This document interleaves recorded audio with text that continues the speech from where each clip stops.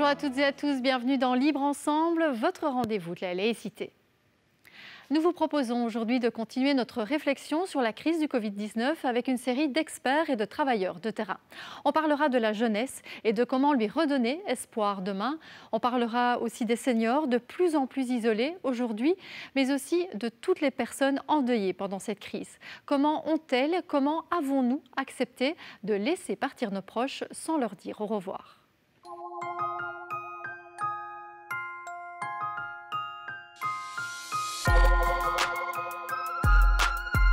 C'est extrêmement difficile à comprendre. C'est d'autant plus difficile à comprendre que j'ai pu voir notamment des lettres et des messages de gens qui étaient révoltés. Un texte, par exemple, qui disait « Je ne vous pardonnerai pas ».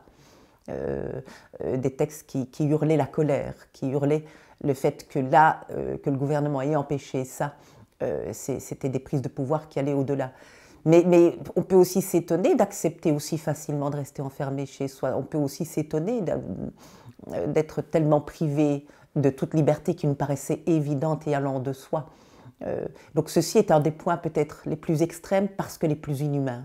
Il y a eu des belles initiatives pour les funérailles. Par exemple, pour le jeune Charles Jeaunesse, c'était ce jeune homme qui est tombé dans la Meuse au mois de mars et dont on a retrouvé le corps, donc accidentellement, et dont on a retrouvé le corps après le début du confinement et dont les funérailles ne pouvaient pas être assurées avec le collectif très nombreux qui étaient les amis de ce jeune homme. Et il faut voir les photos qui ont été prises à l'église de Monsen.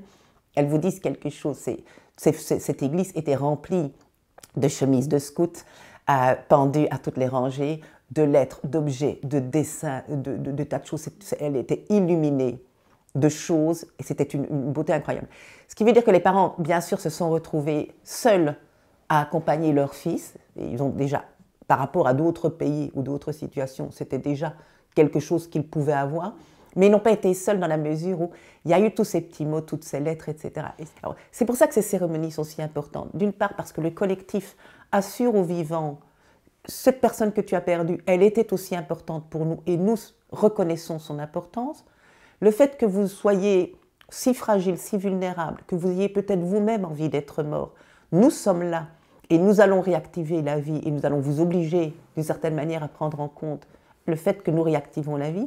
Et c'est important pour le mort parce que le mort va se voir assurer en quelque sorte une espèce de survie chez les vivants eux-mêmes, sous la forme de mémoire, sous la forme d'histoire, sous la forme d'une vie qui continue, qui n'est pas tout à fait finie.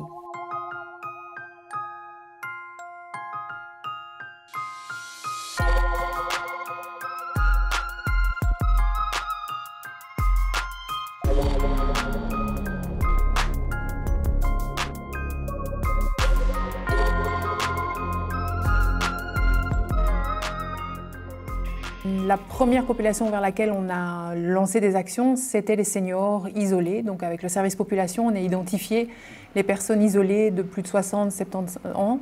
Je pense que ça a permis quand même d'identifier des personnes en grande précarité, donc qui n'avaient plus d'accès, enfin qui n'osaient pas sortir. Il y avait d'abord au début la peur de ces personnes de sortir, faire des courses, s'alimenter.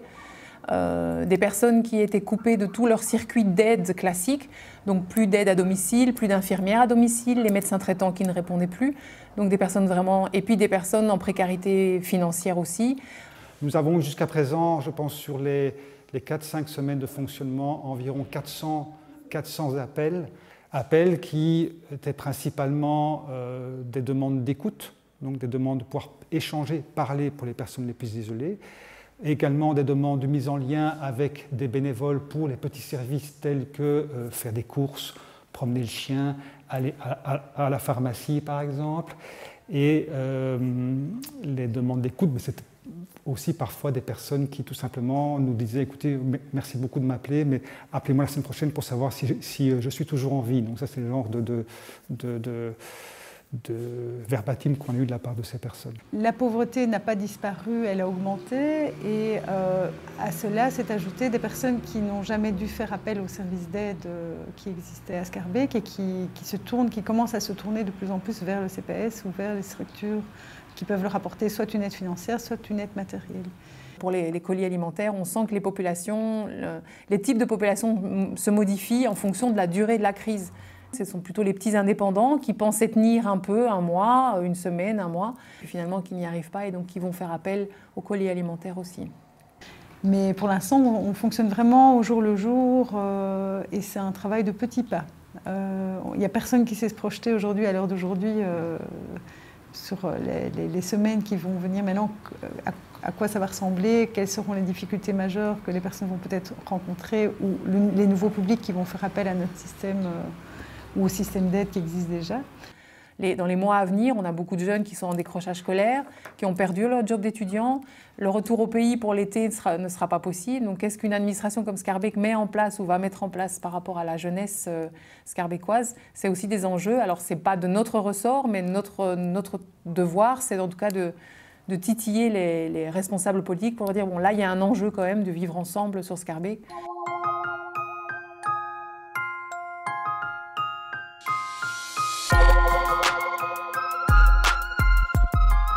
Les ados avec lesquels je travaillais il y a une quinzaine d'années, quand je suis venu travailler à Bruxelles, étaient d'abord des ados qui avaient 15 ans ou plus et qui étaient en rupture, je ne vais pas dire consciente, mais instinctive avec un système. Maintenant, nous avons des ados, je vais dire presque neurasthéniques. On n'a pas des ados qui sont en rupture par rapport à un système, on a des ados qui, passivement, continuent à aller à l'école, en grande majorité, mais sans trouver aucun sens à l'école. Il y a des ados qui passent leur scolarité dans les couloirs de l'école. Et on les laisse dans le couloir, parce que s'ils étaient au cours, ils dérangeraient le cours. Tous les profs ne sont pas défaitistes et n'ont pas baissé les bras, mais je crois que de plus en plus de profs sont épuisés et doivent mettre des stratégies de survie en place. La société, ici, dans les quartiers, peut devenir très très vite insurrectionnelle si, après ce confinement, les choses ne changent pas. Et quand je dis les choses ne changent pas, je ne veux pas dire saupoudrer d'aide pour qu'à un moment donné, la pression retombe et que les gens se calment.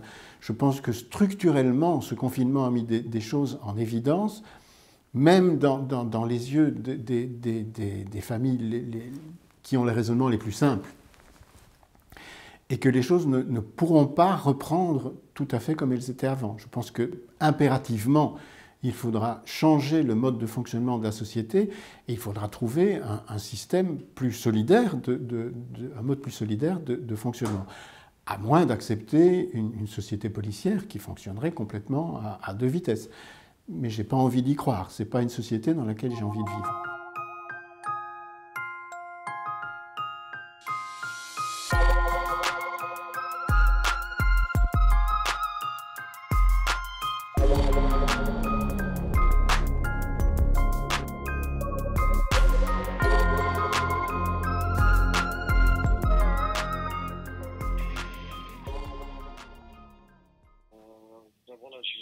Je m'appelle Chino, je suis actuellement incarcéré à la prison de Forêt.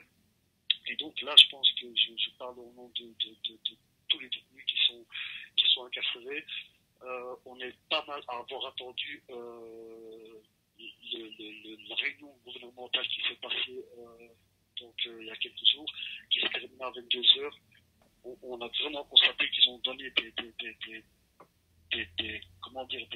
phases de déconfinement pour les écoles, pour les maisons de repos, pour un tas de choses. Et vraiment, on se sent oublié. Mais c'est vraiment quasi une double peine qu'on a là maintenant. On est en train de payer notre dette envers la société.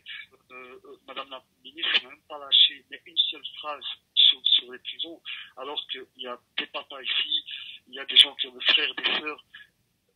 Franchement, je trouve vraiment qu'on est doublement pénalisé. Et là, comme je vous dis, moi je suis détenu en Forêt et je trouve que c'est accablant. C'est accablant de ne pas avoir de nouvelles. Et franchement, ça c'est vraiment un cri et une manière de tirer l'alarme en vous demandant, s'il vous plaît, avant qu'il se passe des choses qui mèneront à rien, qui aboutiront à rien. On veut juste avoir une réponse par rapport à ce confinement. Donc, s'il vous plaît, voilà, nous on est en attente. M. Koungens, si vous pouvez entendre ce message, il a adressé à vous et donnez-nous une réponse parce qu'on a vraiment nos enfants qu'on veut voir et nos frères et nos sœurs. Et on se trouve qu'on n'a pas besoin d'être doublement pénalisé. Si vous souhaitez voir l'intégralité des interviews dont on vous a proposé en extrait aujourd'hui, je vous invite à vous rendre sur la page Facebook des émissions Libre Ensemble ou sur la chaîne YouTube du Centre d'Action Laïque. Merci de nous avoir suivis, prenez soin de vous et à très bientôt pour un nouveau rendez-vous de la laïcité.